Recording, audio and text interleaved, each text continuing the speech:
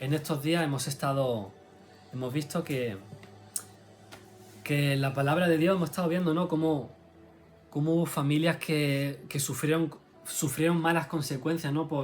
Porque tuvieron decisiones totalmente equivocadas o desatendidas, ¿no? Desatendieron la familia. Hemos visto hombres que tuvieron autoridad, pero no ejercieron responsabilidad. Hemos visto hombres que vieron los problemas dentro de su casa y no actuaron, no hicieron nada. Hombres que tomaron decisiones personales, y esa decisión terminó afectando negativamente a toda su casa. Vimos el ejemplo de David el otro día, ¿no? David, él vio lo que sucedió con Tamar y con Amnón. Él se enfadó, pero no tomó las medidas necesarias. Y también con Abraham, estamos hablando con hombres de Dios, ¿eh? No estamos hablando de hombres que empezaron a pegar para arriba, para abajo. No, hombres de Dios que desatendieron por un momento o lo que sea. Igual que Abraham, ¿qué hizo Abraham? Él se adelantó a la promesa y quiso fabricar a Isaac y le salió, Dios mío, ¿te Hizo das un cuenta? Agar y la lió. Lot permaneció demasiado tiempo en un ambiente que estuvo contaminando, destruyendo los valores de su hogar, de su casa. Y luego pues ya vimos lo que pasó, ¿no? Entonces, ¿qué pasa? Que cada una de esas historias es una advertencia para nosotros. Es una advertencia, no está escrito por casualidad. Tenemos que aprender sobre ello, amén. Ahora bien, yo quiero que ahora miremos al otro lado, porque hemos estado hablando sobre las consecuencias, ¿no? De malas decisiones, familia desatendida, etcétera, etcétera, ¿no? Pero ahora yo quiero que lo miremos, lo enfoquemos en otro lado, o más bien, vamos a darle la vuelta a la tortilla, ¿vale? Porque la Biblia también nos muestra familias que entendieron que una casa necesita dirección, familias que crearon una cultura diferente, familias donde la fe no se quedó solo en palabras, familias que abrieron sus puertas a la presencia, familias que transmitieron lo que habían recibido. Y yo quiero hablarte sobre cuatro familias en el Nuevo Pacto, en el Nuevo Testamento. Vamos a ver la casa, vamos a ver a Cornelio, vamos a ver también al carcelero de Filipos, vamos a ver a Aquila y Priscila, y finalmente vamos a ver a Loida, Eunice y Timoteo. ¿De acuerdo? O sea, todo el Nuevo Testamento. ¿qué pasa?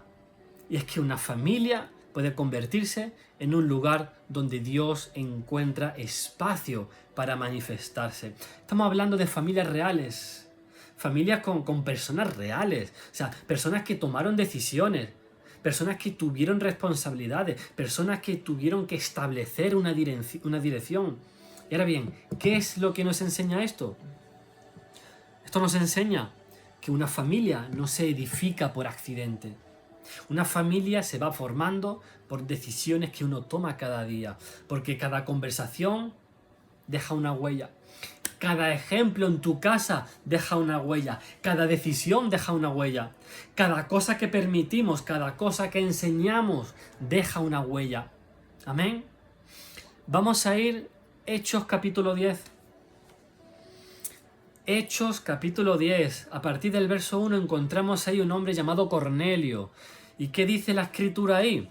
Dice, había en Cesarea, o Cesarea, no sé cómo se dice, un hombre llamado Cornelio. Dice que era centurión de la compañía llamada La Italiana, piadoso y temeroso de Dios con toda su casa, y que hacía muchas limosnas al pueblo y oraba siempre a Dios. ¿Te das cuenta? Presta atención a esto, yo quiero subrayar aquí, piadoso y temeroso de Dios con toda su casa. Qué bueno. No dice solamente que él era piadoso o que tenía temor de Dios, no, dice con toda su casa.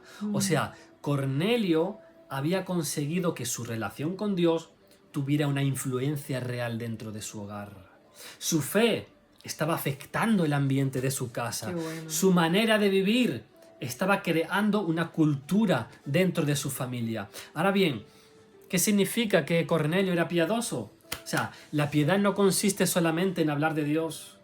la piedad se manifiesta en una vida consagrada hacia Dios. O sea, Cornelio era un hombre que él tenía una conducta coherente con aquello que creía. ¿Por qué? Porque su relación con Dios producía acciones. ¿Vale? Y esto es fundamental para una familia, porque una familia puede escuchar hablar de oración, una familia puede escuchar hablar de generosidad, una familia puede escuchar hablar de Dios, pero llega un momento en que eso tiene que convertirse en una manera de vivir. ¿Estás conmigo? Aquí dice que era temeroso de Dios con toda su casa. O sea, Cornelio no estaba jugando a las cosas espirituales. Había una reverencia, había un respeto, había obediencia, había una conciencia de que Dios tenía un lugar en su casa. Dios mío. Una familia necesita una cultura, porque todas las familias tienen una cultura. Hay familias donde se grita. Hay familias donde nadie se habla. Hay familias donde todo se critica. Hay familias donde cada uno vive para sí mismo. También hay familias donde existe resentimiento. Nadie pide perdón. Hay familias donde solamente se habla de trabajo, de dinero. Y hay familias donde todo, absolutamente todo, gira alrededor de los problemas. ¿Te das cuenta? Pero también puede existir otra cultura. Hay una cultura de oración, hay una cultura de honra.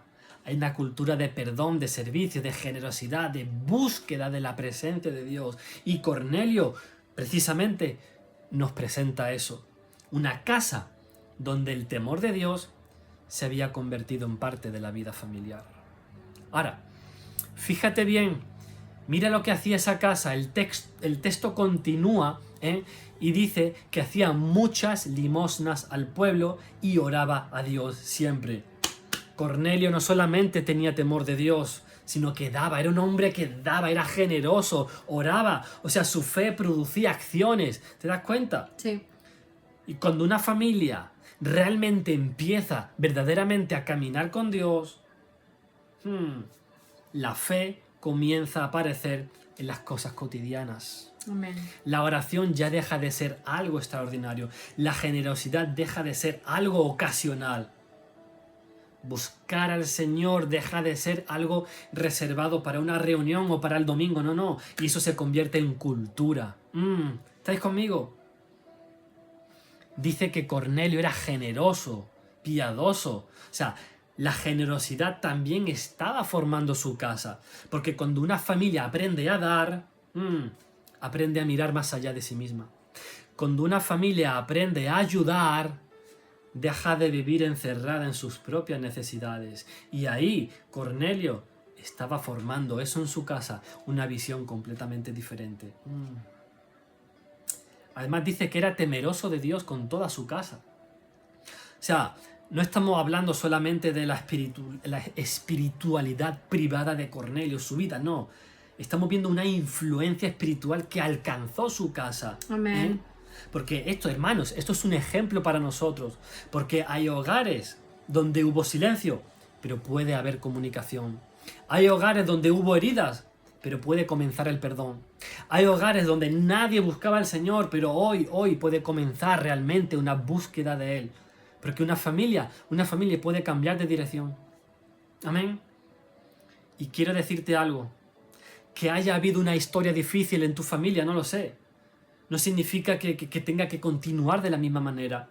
Una generación puede comenzar algo diferente. Hay alguien que tiene que tomar una decisión. Alguien tiene que decir, no, hasta aquí, basta ya. En mi casa ahora vamos a buscar al Señor. Vamos a aprender a perdonar. En mi casa ahora vamos a enseñar a nuestros hijos. En mi casa vamos a honrar a Dios. Eso es comenzar una nueva cultura. Dar un paso adelante bien grande. Ahora bien, escucha esto. Cornelio ya estaba haciendo todo eso antes de que Pedro llegara. Primero apareció la cultura, después llegó la visita de Dios y el ángel habló y posteriormente Pedro llegó a su casa. Verso 33, estamos en el capítulo 10 de Hechos. Dice, así que inmediatamente mandé a llamarte. Está hablando Cornelio a Pedro. Dice, y tú has tenido la bondad de venir. Fíjate qué humilde, ¿no? Has tenido la bondad de venir. Ahora estamos todos aquí, en la presencia de Dios. Ojo, estamos todos en la presencia de Dios para escuchar todo lo que el Señor te ha encomendado que nos digas. Nombre, un mensajero que viene de parte de Dios. Ahí está Pedro. Mira qué escena. Vemos una casa todos reunidos. No solamente Cornelio, sino toda su casa. Y Pedro está allí. La presencia de Dios está allí. La palabra ha llegado allí. Dios mío. Y aquella casa se convirtió en un escenario sobrenatural. Porque después el Espíritu Santo cayó de una manera poderosa y gloriosa sobre todos los que estaban escuchando. Hubo un derramamiento del poder de Dios. ¿Te das cuenta? Una casa puede convertirse en un lugar de visitación. Esto es poderoso. Porque Cornelio no construyó simplemente una casa donde su familia vivía. No. Construyó un ambiente donde Dios podría encontrar personas dispuestas a escuchar. Amén. Por eso tenemos que preguntarnos nosotros, ¿qué ambiente estamos construyendo? ¿Qué escuchan nuestros hijos? ¿Qué ven nuestros hijos? ¿Qué se practica dentro de nuestra casa? ¿Qué ocurre cuando aparece un problema? ¿Se grita?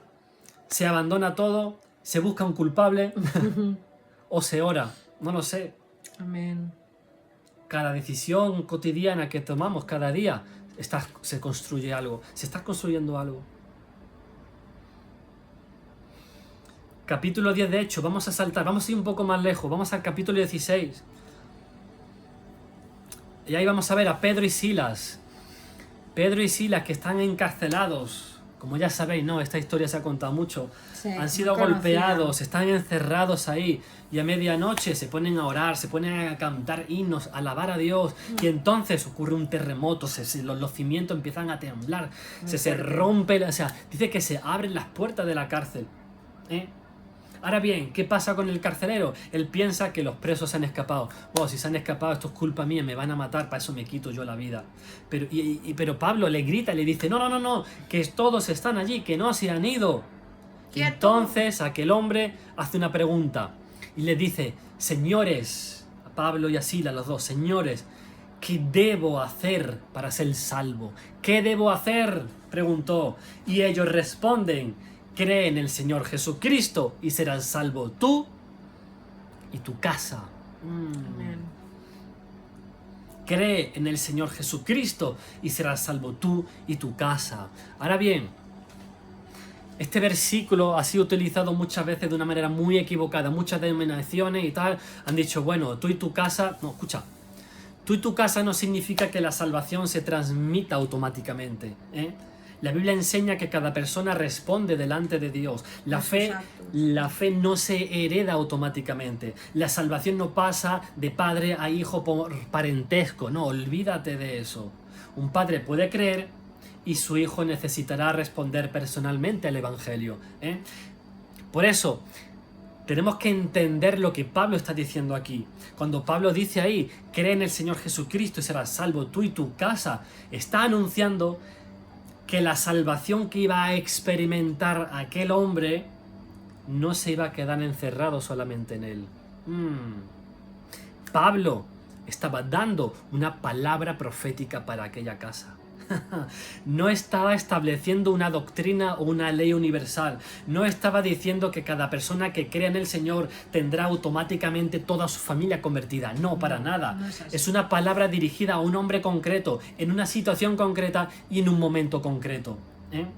Pablo estaba hablando sobre lo que Dios iba a hacer en aquella casa. Por eso, tenemos que tener cuidado con utilizar este versículo como una fórmula que muchos hacen. Yo ya creí, entonces mi marido ya tiene que creer. ¿Sí o no? Yo recibí al Señor, entonces ya mis hijos tienen que convertirse. No, la salvación requiere una respuesta personal. Con lo cual, aquí estamos viendo algo totalmente diferente. Y es que Pablo y Silas hablaron proféticamente sobre aquella casa. La palabra iba a entrar en aquella casa. Y eso es exactamente lo que ocurre, porque en el siguiente versículo, en el verso 32 del capítulo 16, de hecho, dice, y le hablaron la palabra del Señor a él y a todos los que estaban en su casa. Y a todos los que estaban en su casa, o sea, todos escucharon, todos tuvieron acceso a la palabra, todos tuvieron la oportunidad de responder. Y después, verso 33, dice, y llevándolos a aquella misma hora de la noche, les lavó las heridas y enseguida se bautizó él con todos los suyos. Y finalmente, en el verso 34 dice, y se regocijó con toda su casa de haber creído en Dios. ¡Wow! Dios mío, mira la cadena. La palabra entra en la casa escucha, la casa responde y la casa se alegra. Es por eso que la fe de uno puede abrir la puerta para muchos. Eso es totalmente diferente que decir, no, si yo me convierto automáticamente todos los míos serán salvos. No, para nada. Eso no enseña el texto, es una mentira que se ha divulgado por muchísimas doctrinas de iglesia y denominaciones que han estado diciendo eso, engañando básicamente, y después la gente se lo cree y tiene una falsa esperanza. No. Aquí lo que vemos es una persona, es que una persona puede convertirse en el punto de entrada del evangelio para toda una familia. Exacto, eso es. Aquel hombre tuvo un encuentro con Dios y después su casa tuvo acceso al mensaje. Y esto es importante para nosotros, porque quizás seas tú el primero en tu casa que está buscando al Señor, quizás seas tú el primero que ora, o el primero que ha entendido el Evangelio, quizás sea el primero que esté diciendo, no, en mi casa tiene que comenzar algo diferente. Entonces tú no desprecies el lugar donde Dios te ha colocado, porque tu decisión puede abrir una puerta, tu testimonio puede abrir una conversación, tu oración puede cambiar el ambiente y tu obediencia puede convertirse en una referencia para tus hijos. Totalmente. Y aquí yo quiero añadir algo más. Quizás todavía no veas el resultado. Quizás, no sé, estás orando por un hijo que todavía está lejos. Quizás estás orando por tu esposa, por tus padres, no lo sé. Pero no confundas proceso con fracaso. Tu responsabilidad es mantener tu testimonio. Seguir orando, seguir amando, seguir caminando en obediencia, seguir hablando cuando corresponda y seguir guardando tu casa. Porque cada persona tendrá que tomar su propia decisión delante del Señor. Amén. Ahora bien, ahora nos vamos a otra casa. Yo me voy a esa casa, es una de mis casas favoritas. Nos vamos a la casa de Aquila y de Priscila. Fíjate que este matrimonio aparece varias veces en el Nuevo Testamento. Y aquí hay algo que me encanta, y es que su casa estuvo relacionada con el ministerio. Porque Pablo dice en Romanos capítulo 16, del verso 3 al verso 5, fíjate lo que dice, saludad a Priscila y Aquila, mis colaboradores en Cristo Jesús, que arriesgaron su vida por mí. Y después dice, saludad también a la iglesia que se reúne en su casa. Dios mío. Saludad también a la iglesia de su casa. Su casa tenía una función espiritual. Su casa no era simplemente un lugar donde dormían y vivían, no. Su casa estaba vinculada a la obra de Dios. Hay hogares que simplemente sirven para vivir y hay hogares que se convierten en lugares donde otros se encuentran con Dios. Y esa fue la casa de Aquila y Priscila. Dios mío. Porque una casa puede ser un espacio físico, pero también una casa puede convertirse en un espacio de propósito. Y Aquila y Priscila abrieron su casa. Imagínate lo que tiene que ser tener tu iglesia en tu casa. Significa abrir las puertas, significa recibir personas, significa invertir tiempo, servir, tener conversaciones, enseñar. Significa hacer un espacio para otros y eso requiere disposición. Y es por eso que Aquila y Priscila entendieron que aquello que ellos tenían podían ponerlo al servicio de Dios, al servicio del reino. Con lo cual esto también nos lleva a preguntarnos nosotros, ¿por qué tenemos lo que tenemos? Piénsalo. ¿Por qué tenemos lo que tenemos? Nuestra casa puede servir para descansar. Nuestra casa puede servir para reunirnos, para comer, para celebrar, para... no lo sé. Y también puede servir para el propósito de Dios. Amén. No todas las familias tendrán una iglesia en su salón, ¿no? No todas las familias harán lo mismo. Pero qué bendición. Pero todas las familias pueden preguntarse, ¿cómo podemos utilizar lo que Dios nos ha dado para bendecir a otros? Sea tu casa, sea tu coche, sea... no lo sé, no importa. ¿Qué tengo yo para dar a los demás? Aquila y Priscila, mira lo que hacen, fíjate. Hechos capítulo 18, encontramos a Apolo, ya hablamos con Apolo, ya sabéis quién es, ¿no? Un hombre elocuente, un hombre que conocía la escritura, fervoroso, un hombre que estaba enseñando acerca del Señor, pero tenía un conocimiento incompleto. Y entonces, Aquila y Priscila hacen algo precioso. ¿Qué hacen? Verso 26. Dice, cuando lo oyeron Priscila y Aquila, dice que lo tomaron aparte y le explicaron con mayor precisión el camino de Dios. Mira qué casa, mira qué matrimonio. No solamente abrieron sus puertas, sino que también ayudaban a formar personas.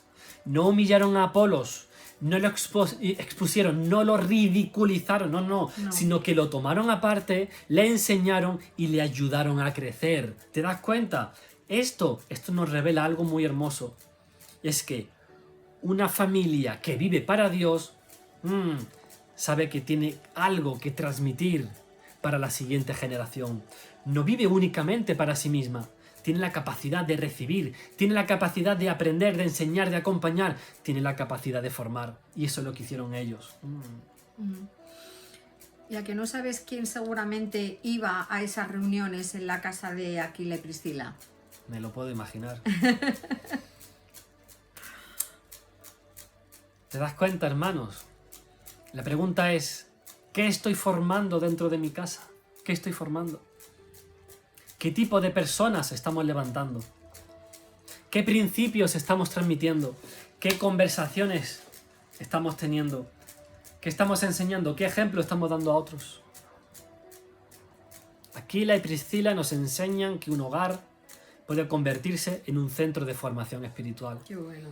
Y seguramente que estuvo ahí la amada Pérsida cuando habla... en el mismo capítulo, en el 16 de Romanos, por ahí andaba. Había trabajado también. mucho para el Señor. Era una colaboradora del reino. Escucha esto. Tus hijos no solamente necesitan una casa donde vivir. Tus hijos necesitan una casa donde aprender a vivir. Vuelvo a repetirlo. Tus hijos necesitan mucho más que un lugar donde vivir. Necesitan un hogar que les enseñe a vivir. Necesitan ver cómo se enfrentan con una crisis. Necesitan ver cómo se pide perdón. Necesitan ver cómo se honra, cómo se sirve, cómo se ora, cómo se persevera. Porque muchas veces creemos que formar una familia consiste solamente en proveer alimento, ropa, educación, seguridad. No, todo eso es necesario, claro que sí. Pero también, también tenemos que formar el corazón. Tenemos que formar el carácter. Tenemos que transmitir principios. Tenemos que enseñarles a caminar delante del Señor. Amén. Y por último, llegamos a Timoteo. Aquí tenemos una de las imágenes familiares más bonitas, ¿no?, del Nuevo Testamento. Tenemos una abuela, tenemos una madre, tenemos un hijo. Tenemos a Loida, Eunice y Timoteo. ¿Cuántos conocíais esta familia? Escribirlo por ahí. ¿Yo conozco esta familia o yo no la conozco? A ver.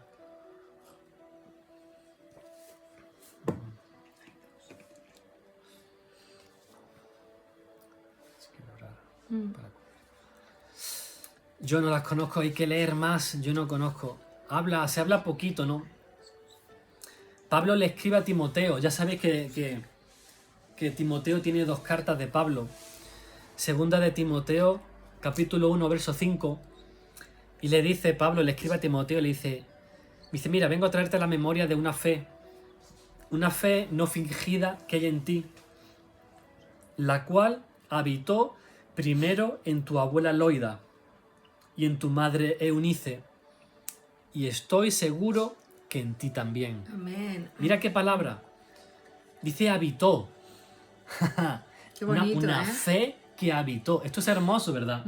Es una palabra preciosa, habitar. La fe habitaba en ellas. Y esa fe llegó a Timoteo. Amén. Volvemos a lo de antes, no significa que Timoteo recibió automáticamente la salvación porque su madre y su abuela creyeron, no, significa que recibió una herencia espiritual. Timoteo recibió un ejemplo, una formación y una enseñanza que marcaron su vida. Porque Pablo continúa en el capítulo 3, verso 15 de 2 de Timoteo y le dice: y desde la niñez tú has sabido las sagradas escrituras, las cuales pueden hacerte sabio para la salvación que es por la fe en Cristo Jesús. ¡Wow! ¿Te das cuenta? Desde niño, desde pequeño, había recibido enseñanza, había visto una fe, Amén. había conocido las escrituras. Eso es transmitir. Hay cosas que una generación puede comprar y puede dejar. Hay cosas que una generación puede construir y puede abandonar. Pero hay algo mucho más poderoso, y es transmitir una fe viva. Loida transmitió a Eunice, y Eunice transmitió a Timoteo. Y Timoteo terminó convirtiéndose en colaborador de Pablo y en un Amén. hombre fundamental para la expansión del evangelio de aquella época. Exacto. Mira hasta dónde puede llegar algo que comenzó en una casa. Una abuela, una madre, un niño y después un ministro. ¡Wow! Dios mío, Amén. qué tremendo. La fe que recibes puede convertirse en la fe que transmites. Vuelvo a repetirlo, la fe que recibes puede marcar la vida de quien viene detrás de ti. Por eso escucha esto, aquí hay algo que tenemos que entender. Primeramente, no podemos controlar las decisiones que van a tomar nuestros hijos. No podemos controlar las decisiones que van a tomar nuestros nietos. No podemos garantizar que cada persona de nuestra familia va a responder de la manera que nosotros queremos. Pero sí podemos decidir qué vamos a sembrar. Porque podemos Amén. sembrar palabra, podemos sembrar oración, integridad, perdón, podemos sembrar servicio, podemos sembrar amor por las escrituras, una vida coherente. Amén. Eso sí podemos sembrarlo. Amén. Y vamos a terminar. Tu casa está construyendo algo. Rosy, Marta, Laura, vuestra casa está construyendo algo. Porque todo esto no es solamente una historia bíblica, algo que quedó ahí en la antigüedad. No. Es una pregunta para nuestra casa. ¿Qué estamos construyendo? Piénsalo. Cornelio nos enseña a convertir nuestra fe en una forma de vivir dentro de nuestra casa.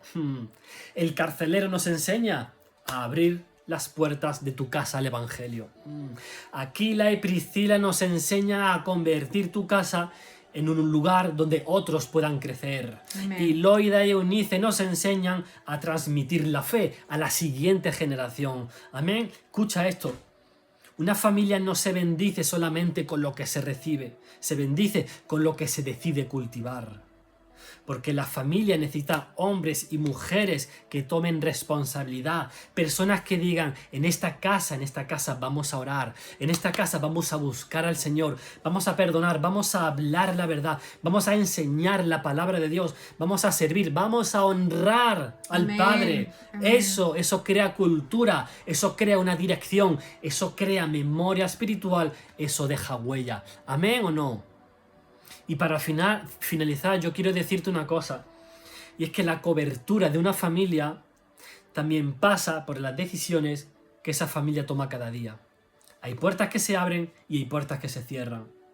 Hay conversaciones que se permiten y conversaciones que tienen que terminar. Hay ambientes que edifican y hay ambientes que destruyen. Hay hábitos que fortalecen y hay hábitos que debilitan. Por eso, proteger una familia requiere atención. Proteger una familia requiere discernimiento, requiere oración y requiere responsabilidad. Amén. No sé, quizá tú vienes de una familia donde hubo errores. O quizá tú vienes de una familia donde nadie te enseñó a buscar a Dios. Quizás en tu casa hubo heridas, hubo silencio. Quizás en tu casa hubo discusiones o no lo sé. O recibiste cosas que tú mismo has tenido que desprenderte. Yo no lo sé, pero escucha esto. Tú puedes comenzar una historia diferente en tu casa. Tú no puedes cambiar lo que hicieron las generaciones anteriores, pero si puedes decidir qué vas a transmitir a las generaciones que vienen. Amén. Porque tú puedes levantar un altar, tú puedes abrir tu casa, tú puedes enseñar, tú puedes pedir perdón, tú puedes restaurar conversaciones, tú puedes establecer límites, tú puedes buscar al Señor, tú puedes crear una cultura diferente. Y esto es importante, porque no necesitas esperar a que toda tu familia cambie para que tú puedas empezar. Empieza con aquello que sí está en tus manos. Empieza con tu manera de hablar, con tu manera de responder. Empieza con tu manera de tratar a los tuyos, con tu manera de buscar al Señor, de enfrentar los conflictos. Empieza con tu manera de pedir perdón, tu manera de enseñar. Porque alguien tiene que comenzar. Y tiene que decir, yo voy a cambiar esta manera. Yo en mi casa, porque yo en mi casa serviremos al Señor. Eso es dirección. Eso es determinación, eso es responsabilidad. Eso es decir, mi casa va a tener una dirección. Amén. Amén. Estamos hablando de decidir qué es lo que vamos a cultivar en nuestra casa. Estamos hablando de decidir qué ambiente queremos construir, qué vamos a permitir, qué vamos a enseñar, qué queremos dejar como legado. Yo quiero que tú hoy mires a tu casa de una manera diferente. Porque tu casa no es solamente un lugar donde duermes o donde ves la tele. Tu casa es un lugar donde se forman personas. Amén. Tu casa es un lugar donde se construyen recuerdos. Tu casa es un lugar donde se transmite valores.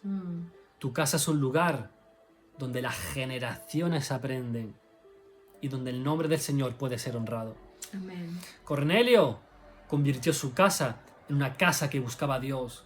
El carcelero convirtió su casa en una casa que escuchó el Evangelio. Aquila y Priscila convirtieron su casa en un lugar de ministerio. Y Loida y Eunice convirtieron su hogar en un lugar donde la fe pasó a la siguiente generación. Amén. Y ahora te toca preguntarte a ti, ¿qué tipo de casa estoy construyendo? ¿Qué tipo de hogar estoy construyendo? Amén. Yo quiero declarar en el nombre de Jesús que nuestras casas vuelven a ser lugares de oración, que nuestras casas vuelven a ser lugares de enseñanza, lugares donde se pide perdón, lugares donde hay honra, lugares de servicio, que nuestras casas vuelvan a ser lugares donde nuestros hijos puedan conocer al Señor. Amén. Amén. Porque una casa no es simplemente una casa. Una familia, imagínate que decide poner el servicio al Señor y se puede convertir en un lugar de propósito, de formación, un lugar de restauración y un lugar para bendecir a generaciones posteriores. Amén. ¡Qué privilegio! Que tu casa sea como la casa de Cornelio, una casa que busca a Dios. Que tu casa tenga la disposición de aquella casa del carcelero, una casa que escucha la palabra. Amén. Que tu casa tenga el espíritu de Aquila y Priscila, una casa que sirve y que forma a otros. Y que tu casa tenga la herencia de Loida y Eunice, una casa que transmita fe. Y que cuando tus hijos piensen en su infancia, puedan recordar que en aquella casa se oraba, que en aquella casa se hablaba del Señor, que en aquella casa se pedía perdón, se ayudaba a otros. Había valores, había una dirección. Amén. Y quizá ellos algún día puedan mirar atrás y digan, yo recibí algo en mi casa y era yo quiero transmitirle a mis hijos. Eso es legado, eso es herencia espiritual, eso es construir para generaciones posteriores. Amén. Y yo declaro en el nombre de Jesús sobre cada familia que toda cultura de destrucción pierde fuerza. Amén. Toda cultura de conflicto ahora da paso al diálogo. Toda cultura de resentimiento va a dar paso al perdón. Declaramos que en nuestra casa se ora, casas que se enseña, Amén. casas donde se ama, se perdona, casas donde se sirve, se honra, se busca al Señor, casas donde los hijos pueden aprender, generaciones pueden recibir y otros pueden encontrar ayuda. Casas que abren sus puertas, casas que levantan personas, casas que transmiten fe y casas que dejan legado. Y sobre todo, casas que pertenecen al Señor. Yo y mi casa serviremos al Señor, no solamente yo, sino mi casa. Amén. No solamente mi generación, sino las generaciones que vienen. No solamente mi vida, sino el legado que yo voy a dejar. Oh, Amén. así va a ser, ¿eh? Dios Así mío. va a ser, yo lo Porque tengo bien claro. una casa no es simplemente una casa. Porque una familia entregada al Señor Amén. puede convertirse en una fuente de bendición para Amén. generaciones enteras. Amén. Pues eso, hermano, yo quiero hacerte una invitación para el seminario que vamos a tener mañana, de tremendo. guerra espiritual a favor de la familia. Yo quiero Amén. invitarte a que tú puedas participar, porque hoy hemos hablado de construir una dirección en nuestra familia, de proteger la casa, de dejar un legado, pero mañana vamos a profundizar precisamente en cómo podemos levantarnos espiritualmente a favor de nuestras familias. Dice Isaías capítulo 58 verso 12 que serás llamado reparador de portillos, restaurador de calzadas para habitar. Y yo quiero animarte a que tú seas esa persona, una persona que repara los muros que se han roto.